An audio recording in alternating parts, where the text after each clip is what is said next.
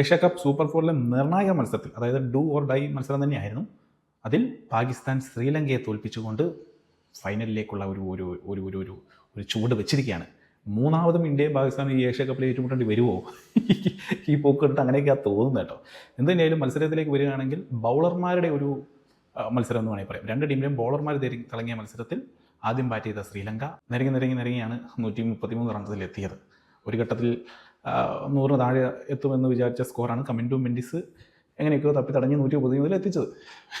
പക്ഷേ പാകിസ്ഥാൻ മറുപടി ബാറ്റിങ്ങിൽ മികച്ച രീതിയിൽ തുടങ്ങി. ആദ്യ ഓപ്പണിംഗ് വിക്കറ്റ് 45 റൺസൊക്കെ എടുത്ത് നമ്മൾ വിചാരിച്ചു ഈ കളി ഇപ്പോൾ തീരുമല്ലോ എന്ന്. പക്ഷെ പിന്നീട് കണ്ടത് വളരെയധികം വലിയ ട്വിസ്റ്റാണ്. സ്പിന്നേഴ്സ് വന്നതോടുകൂടി പാകിസ്ഥാൻ്റെ വിക്കറ്റുകൾ ചടപടാന്ന് പോകാൻ തുടങ്ങി. 45-0 എന്ന സ്ഥലത്ത് നിന്ന് 80-5 എന്ന നിലയിലേക്ക് ഒരു തകർന്നു. അപ്പോൾ ഒരു തോൽവി മുന്നിൽ കണ്ടു. യെസ്, പാകിസ്ഥാൻ ഇതാ തോൽക്കാൻ പോകുന്നു, ടൂർണമെൻറ്റിൽ ഔട്ടാവാൻ പോകുന്നു എന്നൊക്കെ.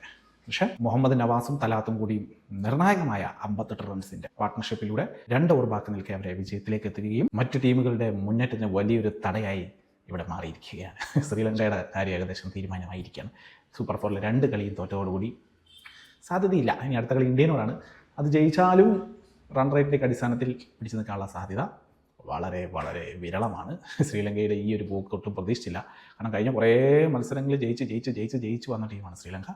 അവസാനം പഠിക്കൽ കലമെട്ടോടച്ചിരിക്കുകയാണ് സുഹൃത്തുക്കളെ. നല്ല നല്ല താരങ്ങളൊക്കെ ഉണ്ടായിരുന്നു. എന്തോ അവർ ലീഗ് മത്സരത്തൊക്കെ നല്ല രീതിയിൽ കളിച്ചെങ്കിലും സൂപ്പർ ഫോറിലേക്ക് എത്തിയപ്പോഴത്തേക്കും കളി മറന്നു പോകുന്ന കാഴ്ചയാണ് കണ്ടത്. എന്ത് പറ്റിയെന്നറിയില്ല. തന്നെയാലും പാകിസ്ഥാൻ ഇങ്ങനെ ഒരു സൈഡിൽ കൂടെ ഞൂഞ്ഞ് വരുന്നുണ്ട്. പാകിസ്ഥാൻ എപ്പോഴും ഇങ്ങനെ ചില കളി കാണുമ്പോൾ ഇതൊക്കെ ഒരു ടീമാണോ എന്ന് തോന്നും, ചില കളി കാണുമ്പോൾ അയ്യോ ഇത് ബമ്പർ ടീമാണല്ലോ എന്ന് തോന്നും. അങ്ങനെ ഒരു അൺപ്രഡിക്റ്റബിൾ ആയിട്ടുള്ളൊരു ടീം. ഇന്നലെ ഇപ്പോൾ മികച്ച രീതിയിൽ കളിച്ചു. ഇനി അടുത്ത കളി ചിലപ്പോൾ ഒന്നുമല്ലാതെ ആയി മാറും. ഇതൊക്കെ പാകിസ്ഥാനെ കൊണ്ടേ പറ്റും. എന്തായാലും ഇന്ന് നിർണായകമായ മറ്റൊരു മത്സരത്തിൽ ഇന്ത്യ ബംഗ്ലാദേശിനെ നേരിടുകയാണ്. തീർച്ചയായും ഇന്ത്യക്ക് തന്നെയാണ് അപ്പർ ഹാൻഡ്. അല്ലെങ്കിലും ഇപ്പോൾ ചർച്ച എന്ന് പറഞ്ഞു കഴിഞ്ഞാൽ ഏഷ്യയിലെ 2ാമത്തെ ടീം ആര് എന്നുള്ള കാര്യത്തിൽ മാത്രമേ ചർച്ച. അതിപ്പോൾ അഫ്ഗാനിസ്ഥാൻ അവരാണെന്ന് പറയുന്നുണ്ട്, ബംഗ്ലാദേശ് അവരാണെന്ന് പറയുന്നുണ്ട്, ശ്രീലങ്ക അവരാണെന്ന് പറയുന്നുണ്ട്, പാകിസ്ഥാൻ അവരാണെന്ന് പറയുന്നുണ്ട്. പക്ഷേ ചെറിയ നാണക്കേട് കാരണം മിണ്ടുന്നില്ല.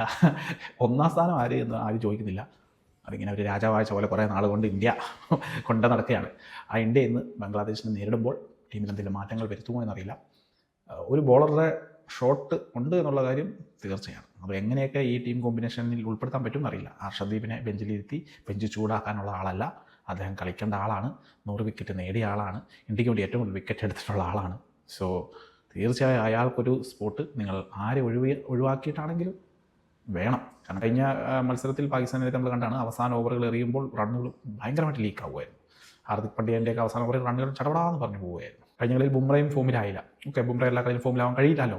അപ്പോൾ ഒരു ബാക്കപ്പ് ബോളർ തീർച്ചയായും വേണം. ഓക്കെ, നമ്മുടെ ബാറ്റ്സ്മാൻമാർ വലിയ സ്കോറാണെങ്കിലും ചേസ് ചെയ്യാൻ കെൽപ്പുള്ളവരൊക്കെ തന്നെയാണ്.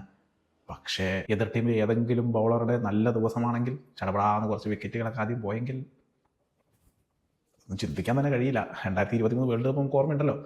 ഗ്രൂപ്പ് സ്റ്റേജിലെയും ബാക്കി മത്സരങ്ങളും സെമി ഫൈനലെല്ലാം ആധികാരികമായി ജയിച്ച് ഫൈനലിൽ എത്തിയിട്ട് ഫൈനലിൽ നമ്മൾ കളി മറന്നുപോയി. നമ്മുടെ ബാറ്റിംഗ് അവിടെ പരാജയപ്പെട്ടു. അത്രയും നാളും കിഡിലൻ ബാറ്റിംഗ് ആയിരുന്നു. ബാറ്റിംഗ് നമ്മളവിടെ പരാജയപ്പെട്ടു. അങ്ങനെ വേൾഡ് കപ്പ് നമ്മുടെ കയ്യിൽ നിന്ന് പോകുന്ന കാഴ്ച നമ്മൾ കണ്ടു. അങ്ങനെയൊന്നും ഇനി ഒരിക്കലും സംഭവിക്കാതിരിക്കട്ടെ എന്ന് മാത്രമേ ഞാൻ ആഗ്രഹിക്കുകയാണ്.